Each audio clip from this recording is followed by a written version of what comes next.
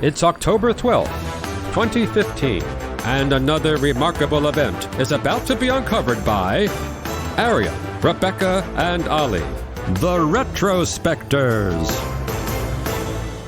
It was on this day that Playboy magazine stopped publishing photos of naked women, which, of course, wouldn't have made too much of a difference to most readers anyway, given that, as the nudge-nudge wink-wink joke has always run, most of them only read the magazine for the articles anyway. But, obviously, it was big, attention-grabbing news at the time, and it's worth noting that even the staff weren't 100% certain about the move. The then editor, Corey Jones, who reportedly proposed the change to Hugh Hefner, told the New York Times, "The 12-year-old me is very disappointed in the current me, but it's the right thing to do." It's just so disgusting. Weird. Well, you say the joke is always, I'm reading it for the articles, but actually the thing that did set Playboy apart from its other men's magazine rivals was that for a long time it did take its content quite seriously, to the point where Hugh Hefner once joked to a gathering of playmates, "Without you, I would have had nothing but a literary magazine." Yeah, I mean, they had amazing fiction writers. They had John Updike, Doris Lessing, Vladimir Nabokov, Michael Crichton, but they also had these incredible interviews. You know, they spoke to Martin Luther King Jr. at the height of his fame. They spoke to Malcolm X. They had quite revelatory stuff coming out of an interview they did with Jimmy Carter. You know, they really did speak to the big people at the big moments. And yet, this isn't about the sort of thriving days of the 1960s and 70s, is it? This is about the death of Playboy magazine, because it did finally end its print run in March 2020. The company blamed coronavirus. But actually, at that time, people had, with COVID, turned to magazines in some cases because, you know, you've got the time to read a big glossy magazine. So actually, that could have been an opportunity for them.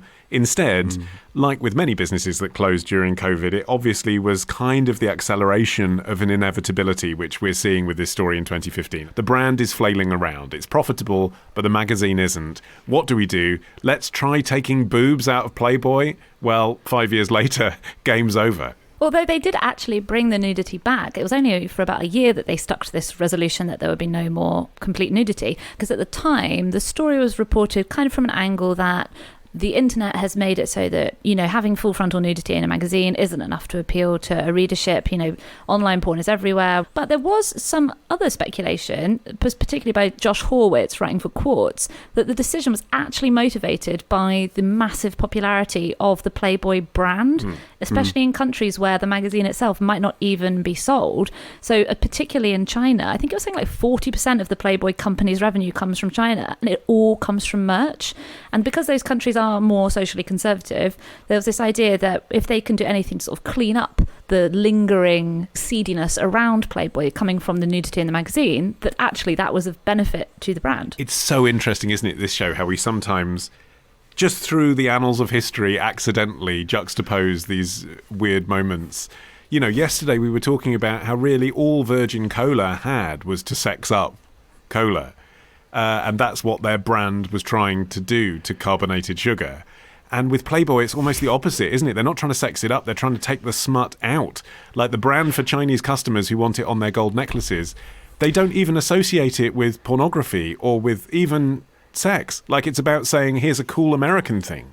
I saw another good parallel between the association from the powerful person at the heart of those two companies, Virgin and Playboy, and actually the way in which the sexiness that started out as being something cool about the brand aged poorly as those billionaire owners aged themselves. And whereas when Hugh Hefner was a quite cool young psychology graduate, former military guy who was smart and obviously knew his branding. And crucially represented sexual liberation. Like represented, Yes. Let's all have sex because it's fun and pleasurable, not let's exploit women for pornography. But as he sort of aged into this silk-wearing, pyjama-clad elderly guy who slept with 5 20-year-olds at a time, that was no longer cool. I think we touched earlier on some of the rival magazines that proliferated in the decades after the launch of Playboy. So you had Hustler and Penthouse, and then you end up having Maxim and FHM. The thing that made them different was that they all copied and in some cases surpassed the raunchiness of Playboy, but none of them ever tried to have that same level of literary sophistication. And so the overall effect really was just to cheapen the overall image of Nudie Mags. Well, Loaded, I'd argue, had good journalism in it. I mean, it was very laddish and abrasive, but at least they went for good writers. Some of the FHM reader stories could really hold interest. I never knew that someone could approach you for sex in so many different random public places.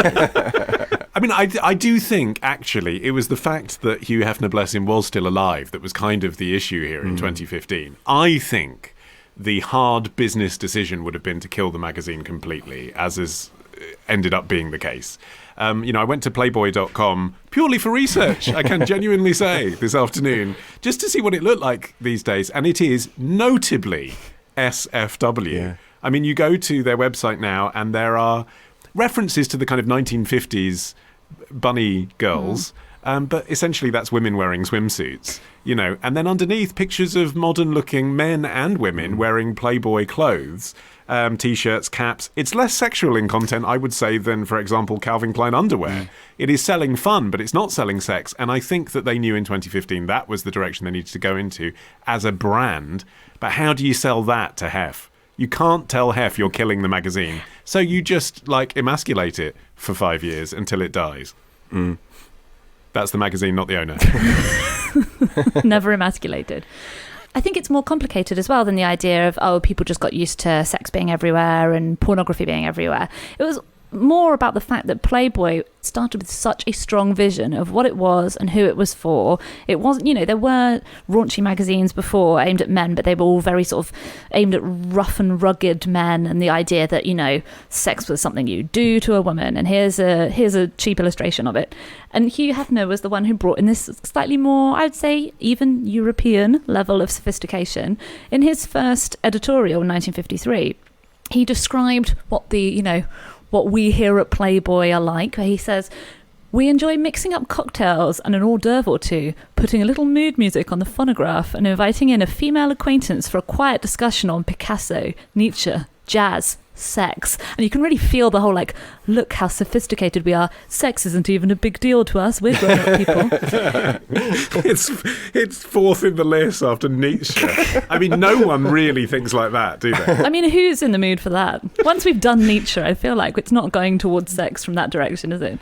Although, I have to say, to be completely honest, because I feel like that gave quite a positive impression of Hugh Hefner, the misogyny was pretty upfront from the start as well. He did go on to say, "If you're somebody's sister, wife or mother-in-law and picked us up by mistake, please pass us along to the man in your life and get back to your lady's home companion." Yes, the strapline for that very first issue kind of belies all of that stuff about Nietzsche and jazz, because all it says on the front cover is, "The first time in any magazine, the famous Marilyn Monroe nude in full colour." Right. I mean, there's no jazz and Picasso there, is there? It's, "I've bought a smutty photo of a famous actress. Come and have a look at it." Although it was funny that pervs. Although it was funny that he didn't even put an issue number on issue 1, because he was by no means confident that there was going to be an issue 2. The idea that in 1953 he wasn't sure how many copies he would sell of a magazine that had a nude portrait of Marilyn Monroe inside. Yeah. It's interesting though, isn't it, that it wasn't under his tenure that it got more hardcore, which it did in the 80s, but that was under the tenure of his daughter, Christine Hefner. It was her becoming CEO in the 1980s.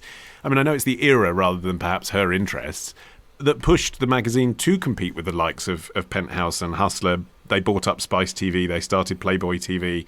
Hef always had more of a creative streak than that. It was always about trying to present it as art. And amazingly, Hugh Hefner is buried in the burial vault next to Marilyn Monroe at Westwood Village Memorial Park in Westwood, California. What he said was, "I'm a believer in things symbolic. Spending an eternity next to Marilyn Monroe is too sweet to pass up." And interestingly, in the same crypt, you've got Dean Martin, Farrah Fawcett and Truman Capote. What a riot of a Arian, crypt. are you telling me that you're allowed to just choose who you want to be buried next to, and they'll do it for you? I think probably if you're that rich, the answer is yes in California. Despite the fact he was the guy that basically took a nude photo of this woman without her consent and put it on the front of a magazine and then said it was all about sexual liberation. He gets to be buried next to her. How would she feel about that? Yeah, no, she obviously died a long time before him and had absolutely no say in that decision. My father is buried very close to Costco, which I imagine is the equivalent for him. His version. He was a big fan. Tomorrow. It's sort of like being asked to speak exclusively in David Bowie song lyrics, isn't it? Ditch the ads and get a Sunday episode when you join Club Retrospectors. Patreon.com/Retrospectors.